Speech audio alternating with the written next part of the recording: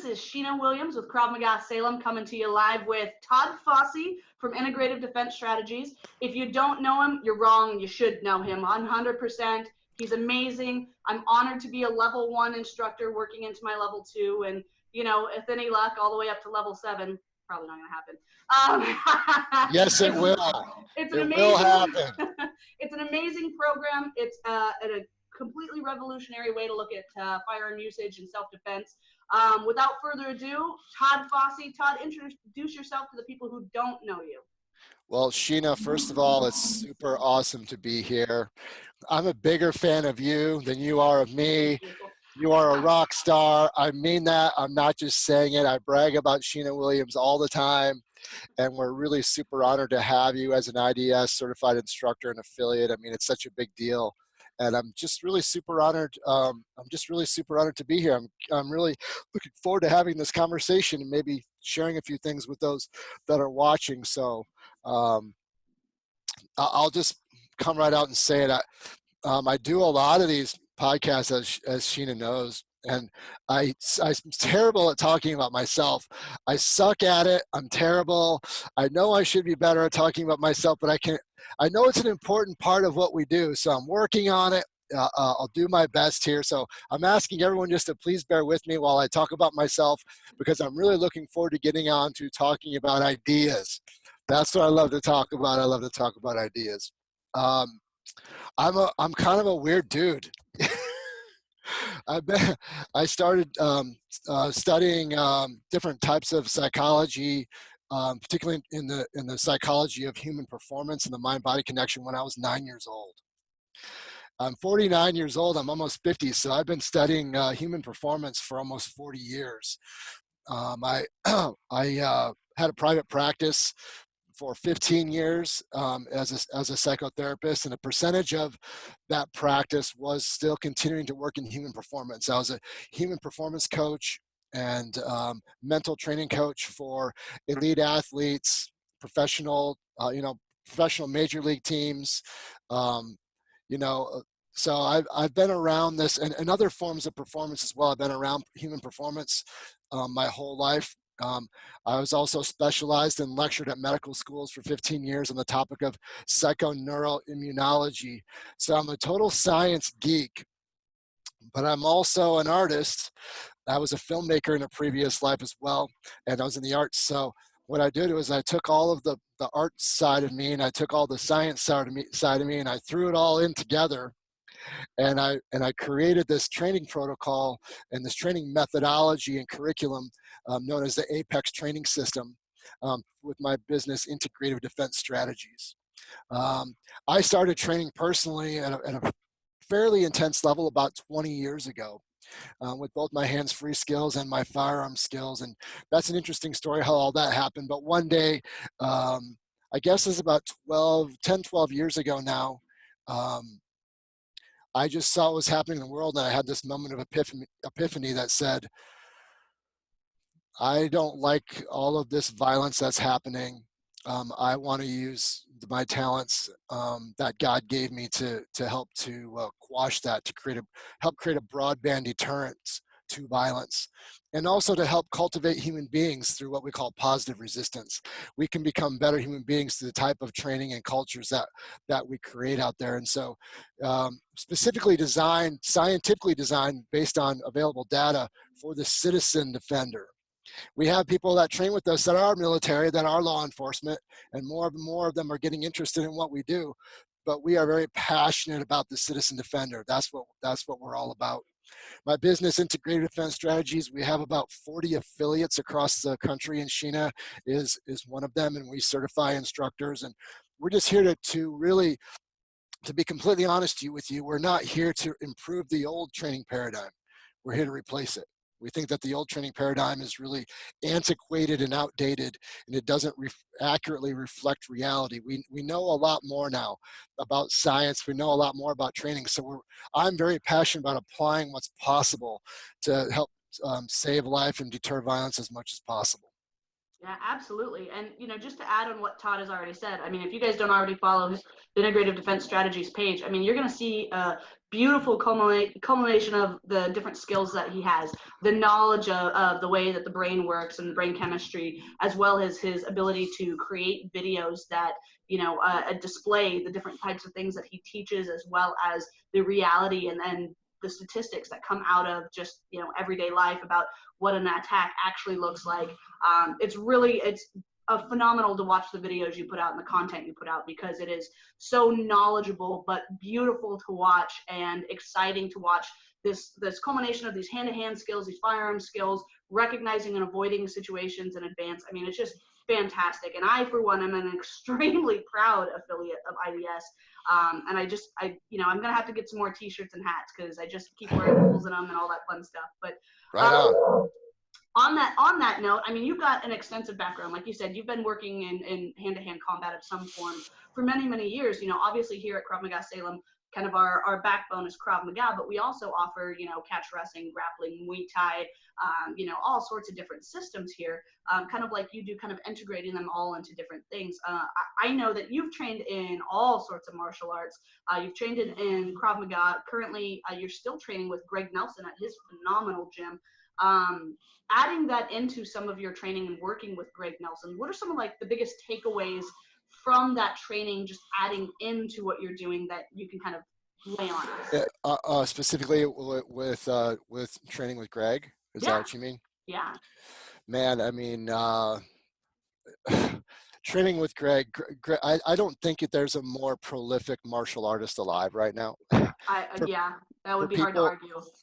it would, if people would get a chance to check him out and what his history is and what he's about, even more than just a martial artist. But Greg Nelson as a human being is, Yeah, I'm super so blessed to have Greg as a mentor, a personal mentor. He's like my big brother in this business, as a personal friend, and then as my coach. I'm training with him all the time, and Greg has a deep background in just about every martial art that you can just about think of. But seriously. for those of you who aren't familiar with all of that stuff, coached 3 UFC world champions, including Brock Lesnar, Sean Shirk. Their stable of athletes that they have there now are world class. It's a really world class organization, in submission grappling, and Muay Thai specifically. But also Greg is a consultant for the U.S. government in training special forces and elite forces, and so he's very open minded and open to bringing different contexts and creativity into the training. So while I'm there and while I'm working in class, he knows I'm there working in a specific context. When I'm training, it's always as if I'm armed, and I'm always making the assumption that I'm under an attack. So the approach that I take toward that context really helps to force a lot of innovation. And what's really great about training with him is because he understands that we have the opportunity to spend a lot of time together one-on-one and talk about that and hash it out and test it and come up with ideas and bounce things back and forth. And then I can bring it back here to IDS, which is really a lab, right? And we can refine it and polish it and test it to the point where we feel like we're ready to roll it out to our affiliates and to the world, really. And so we're sort of like pursuing pure science, and that way understanding there's also the artistic side to it. So I honestly, if someone asked me who's the one person in the world that you would want to learn from and all of this stuff, it's Greg Nelson. So I'm just lucky that he just happens to be here in Minneapolis and has the Minneapolis Martial Arts Academy, and and Greg coaches and teaches for us too when we hold camps. He comes and he'll teach blocks for us as an adjunct instructor for IDS, and so it's a very special relationship to have with him, and he's forgotten more than I've ever learned. He's been at this at a very high level for over 40 years. Yeah. Oh, absolutely. And, I mean, it's kind of reflected in the way you teach. And I don't know if it's maybe just the way that like-minded individuals come together. I know that when I bring stuff to you or I come into training, if I have a different mindset or I'm thinking about coming into something at a different approach and I brought it to you, you're all for it. Your thumbs up. Absolutely. Let me help you with that. I mean, you personally are just like Greg, and the fact that you're an encyclopedia and that you've got all this knowledge and you're willing to make things work for different people, just like Greg is for you. And I think people partnering like that, I think that's really what changes the paradigm, is being able to have that flexibility, not the standard, this is how we've always done it, so this is how we're going to do it attitude, which I cannot say. Yeah, it's not about dogma for us. It's not about dogma for Greg. It's about saving life. And if we want to talk about how violence works, right, for just a second, if I can geek out a little bit. Please. You know, when we take a look at how violence works, the variables are unpredictable and unrepeatable, right? And so it's also very personal, because there are no two people that are the same. Their attributes are all different, and our attributes for ourselves are always changing. We're not the same person at the beginning of the day that we are at the end of the day. Our attributes will change. You know, there are a lot of people walking around right now that are sick, so their energies are depleted. Their attributes have changed compared to when they're healthy and strong. You know, even for myself, when I was walking around when I was sick a few weeks ago, I'm like, God, you know, I'm glad I have this firearm on me, because I'm really super weak right now. I need to have some kind of a force multiplier, because I don't have the attributes that I normally have. I need to have other skills, you know, to help to complement the situation that I was in. So that's sort of the biggest thing for us, is like, we want to stay away from dogma, because personal protection is exactly that. It's personal.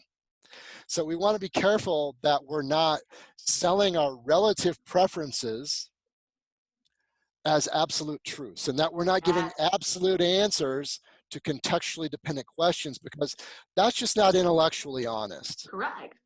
And that's up to us. That's up to us to, you know, to pursue that kind of intellectual honesty, because the stakes are so high. Correct. Yes. Right. I mean, I don't think anybody could say it any better. I mean, that's just spot on the nose. I mean, on the tail end of that, right? Because I know you personally. If you guys don't know Todd, first of all, he is, what are you, 6'2", right? You're not a small guy, which is always funny to see him near me, because I'm 5'1", right? Like, but you're not a small guy, and you've got all these skills. You've been training for so long. If you've worked in any kind of martial art industry or firearms industry, you guys have probably heard it before, right? I'm a big guy, I've got a firearm, I don't need these skills. And I think you're really just hitting it on the head. As somebody who has probably encountered that yourself, as somebody who is a big guy, a very fit guy, hand skills and firearm skills, how is it that you work with that mindset when you see it? And how is it that you keep motivated to keep on training? How is it do I work with the mindset when I see somebody come in with that mindset? Yes. Well, okay. You know, I'm pretty outspoken. I don't hold back. I know you don't. I don't hold back, so I'm not going to start now, because I have to, you know, I'm putting, whatever I say today is for everyone's consideration. You know, take it. We encourage people to think freely. So don't take what I say as gospel. Don't take what anyone says as gospel. Find out for yourself. Find out for yourself. I put them through a drill or a scenario that gives them what we call the minimum effective dose. The minimum effective dose that forces them to deal with reality. And then they find out in a hurry that they've just been humbled, that they've been suffering from what is known as the Dunning-Kruger effect. Now, the Dunning-Kruger effect is when people of low ability suffer from cognitive bias known as illusory superiority, and an inability to recognize their own ineptitude. That's the actual formal terminology for it. It's a psychological phenomenon. And so they don't know what they don't know. And not only do they not know what they don't know, but they think that what they don't know surpasses those that have dedicated their life to the topic. I actually have a poster of this on my wall that was created by Paulo Rubio. And I take them over and I'll say, I want you to read that right now. And I want you to ask yourself a very painful and honest question if that is talking to you. Now, I do this for myself. There's a reason why that's on the wall. So I'm constantly reminding myself, this is also true of you, Todd. So you need to have a level of self-awareness, Todd, so that you are very careful that you're not falling into the Dunning-Kruger effect for yourself, right? Absolutely. There's the other side of the Dunning-Kruger effect, and that's the people who have high skill level and high ability, or people have reached a level of mastery on a topic or a skill where they unconsciously come to believe what comes easily for them comes easily for everybody else. So Mhm. then I'll explain to them what the psychology is and what the science is for the cultivation of competence. There are stages that people go through when they're cultivating a skill toward a level of competence and mastery. So I'll explain that to them, and then they sort of start to have their red pill moment. You know, especially when you're backing it with data and science, which is Absolutely. what we do. So our feeling is at IDS, if you don't know why, you won't apply. We want people to understand why we take the approach and what's happening with them, so that they want to be, so they have a self-awareness to apply the things that they're learning. Yeah, that's fantastic. I mean, I know that I get that on occasion. Again, I'm a 5-foot woman. I'm the, the lead instructor here. I do a good portion of our training, and I'll get guys in here. I've had guys in here who are 6'3". Oh, nobody will mess with me. I'm a big guy. Well, no, that's just not the case. That's just not how it is. No, it's not how it is at all. You know, there, when you, again, I'm a science geek, so bear with me, everyone who's watching. But when you study why violent criminals choose their victims, you'd be very surprised. Not probably what you think it is. So you might want to look into why violent criminals choose their victims, especially if you're an alpha male, because they're probably an alpha male that's a psychopath, sociopath, or malignant narcissist, and they want to be the alpha. So who are they going to challenge? They're going to challenge you, Yep, yep. And you right? guys have heard it in everyday movies and TV, right? Oh, if you go to prison, you attack the biggest guy in the room or whatever. It's the same kind of mindset, right? So if you're a Totally. big guy, you're a target. Even though you You don't can, think you're a target, you're a yeah, target. You're a big yeah, guy. And just because you're a big guy doesn't mean it keeps you safe. Just because you carry a firearm doesn't mean you're safe. If you're not training in those ways, if you're not using those hand-to-hand skills, if you are not aware of use of force and how that works, legally you're going to get yourself in a whole that's heap of right. problems, Well, right? that's the point. Really, is, one, you don't ever want to do that. Like Correct. we want to practice conflict avoidance at all costs. A lot of it comes down to how you carry yourself. That's the big part of it, what you're projecting to the world. But that being said, getting back to the use of force continuum, right? Using the same level of force that comes against you without going beyond that level of force. The moment the threat has been stopped, you must stop. So what happens in the firearms world is they only talk about one end of the spectrum. They don't cover the whole spectrum, and that's what our goal is, to cover that whole spectrum, so that you're not a one-trick pony, and you have an adaptable set of principles that are interdependent upon one another, that you can apply to whatever set of circumstances that you're faced with. Look, let's face it, the statistics show that 80% of all assaults are simple assaults. That means the level of force that you can use in return must match that same level of force. If the only tool that you have is a hammer, everything looks like a nail. You need to understand that. Great, you survive, but you're going to go to prison for 30 years. What good is that going to do you or your family, right? So we need to have this whole, we need to have the whole spectrum. Now also in terms of, hands-free skills, let's take a look what the other 20% of assaults are, right? The vast majority of those assaults are coming from impact weapons and edged weapons, right? And they're asymmetrical, so that means that most of them are ambushes that you don't see coming. They're felt before they're seen. What distances are those taking place at? Okay, a lot of At people have 21 this thing. feet. A lot of people have this thing that's in their head, that they think that because they have a firearm, that's going to be firearm versus firearm, right? It's a duel at high noon, right? And that's what it looks like. But in reality, very few cases where people are using a firearm are when they're justified to use a firearm. Let me put it that way. In most cases where people are justified to use a firearm, it's not versus another firearm. It's against an impact weapon or an edge weapon or multiple attackers, or perhaps a vehicle-borne assault where someone's trying to use a vehicle to kill you. Yep. So there's these myths and these ideas that are perpetrated by our culture, by gun culture, by pop culture, that really don't resemble how violence happens at all in terms of the mitigation of probabilities. Exactly. Mitigation of probabilities. So I'll stop there before I go on for too long. So with that being said, I mean, one of your biggest goals, and you talk about it pretty consistently, is changing the paradigm, right? Changing the way people think about self-defense, changing the way that people actually train for self-defense, understanding the difference between defensive gun usages and marksmanship. As we do this, how is it that we combat the old paradigm and help to shift into that new paradigm? Well, that's a pretty complicated answer. I know, it's a big one. I think the main thing is that we create such a new the new paradigm has to be so compelling, and it has to be communicated in a way that is so compelling that people realize, well, why would I take a chariot into a modern war? I think chariots are freaking awesome, right? But why would we use, right? Why would we do that? People would look at that and say, like, it's like, would you take a horse and buggy to the Indy 500? You know what I'm saying? Like, it's so antiquated and outdated, but people don't know that it is because the Yeah. paradigm just wants to perpetuate itself.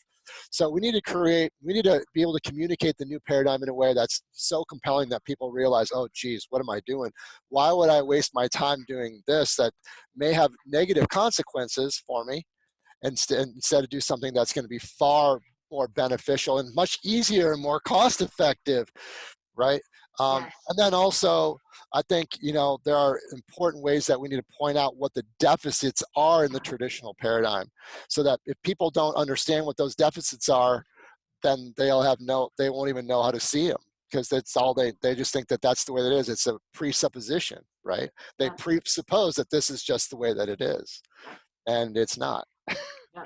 not Well, not I not think even close. there's an element of laziness, to tell you the truth, right? I can spend Yeah. $700 on a new fancy tool, or I can go and get off my butt and train 3 times a week. And I think that for some people is hard too. But I think the more you do what you're doing, and just combining all this stuff, I think people are recognizing that their skills are not good enough.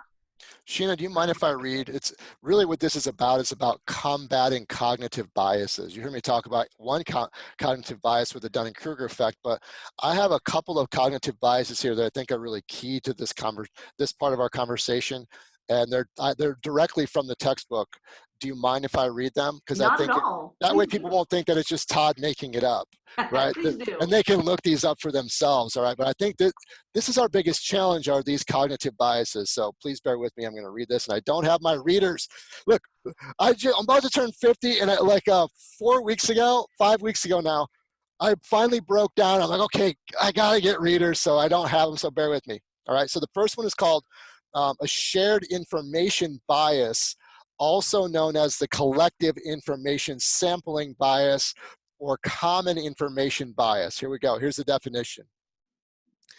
It is known as the tendency for groups and members to spend more time and energy discussing information that all members are already familiar with, shared information, and less time and energy discussing information that only some members are aware of, unshared information.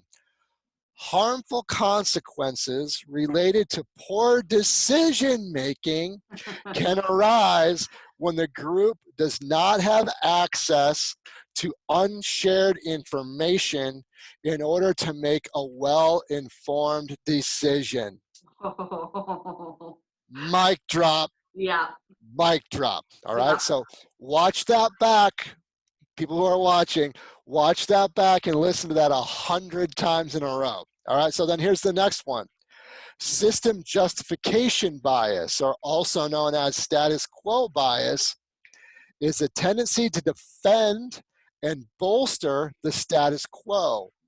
Existing social, economic, and political arrangements tend to be preferred and alternatives disparaged, sometimes even at the expense of individuals and collective self-interest.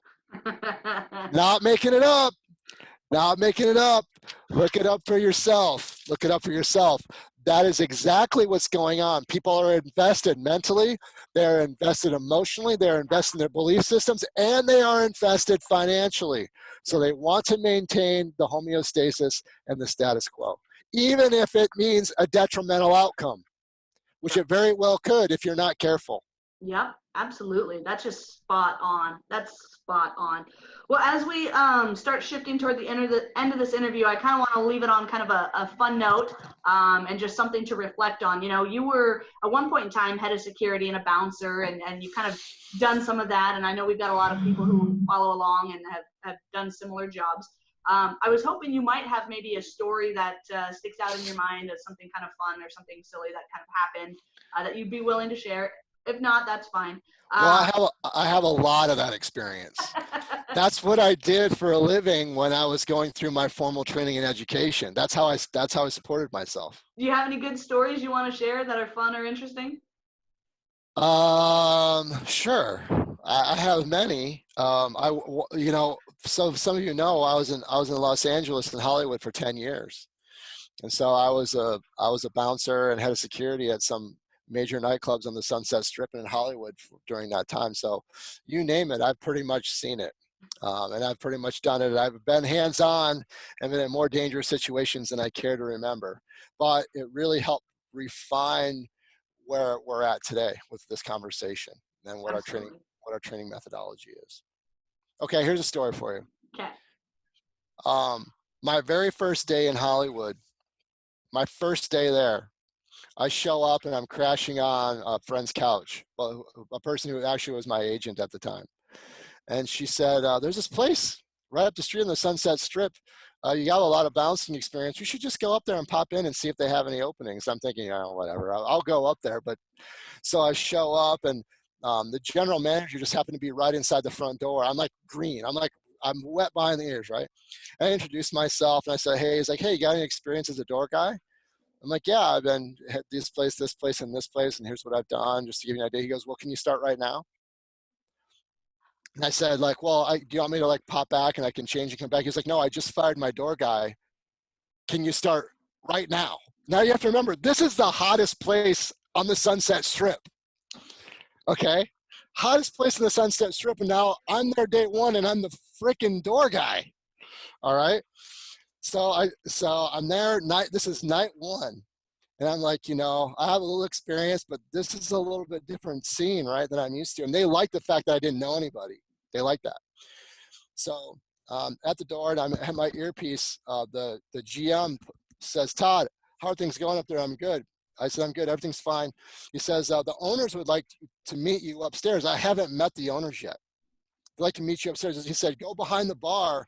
And there's a room behind the bar upstairs, and that's where the most exclusive part of the club is up there, right? All the like A-list celebrities is packed up there, right? So I go into this room, and the owners there are three owners, and they're all in the room, and there's a guy laying on the couch who's not moving. And I'm like, well, this isn't good. And they're talking to two other guys. The owners are, and I'm just like, I guess I'm just supposed to listen to this conversation. And as I'm listening to the conversation, and I realized that the guy that's laying on the couch is dead. He's dead. He's not breathing. He's not dead. This guy's dead. And I figure out through the context of their conversation that he died of anaphylactic shock. He somehow got peanuts and he choked to death. Oh, on the couch. And the place is packed, right? And so the owners are like, look, it's a packed house. We really don't want to call the authorities right now. I'll tell you what, drinks on us, all drinks all night. Your tab's on us all night. If we can wait until after we've closed to call the authorities and bring your friend out. And they said yes. The friend said yes. They went back out, drank and partied all night, left their dead buddy laying on the couch. And I'm sitting there just like, I haven't even met these guys yet, right? And I'm just sitting there like, what is going on right now? And then they turn around and they say, welcome to Hollywood, and walk out. That was my first night on the job. Oh my goodness. Yeah, so if that gives you any indication for what my experience was like when I was there, you can pretty much assume that it's accurate. Oh, that sounds like time to write a book on that lifestyle, huh? Yeah. Awesome. Yeah. Well, look, we're going to go ahead and start kind of wrapping up and everything. For those of you who don't already follow Todd, I'm going to link all his social media and stuff below here in the comments. So please reach out, follow him. If you are like myself and looking for the very tip of the spear for self-defense training, including a firearm, I cannot recommend Integrative Defense Strategies enough. Like I said, I'm a proud affiliate. I'm excited to climb through the ranks as much as I can, as quickly as I can.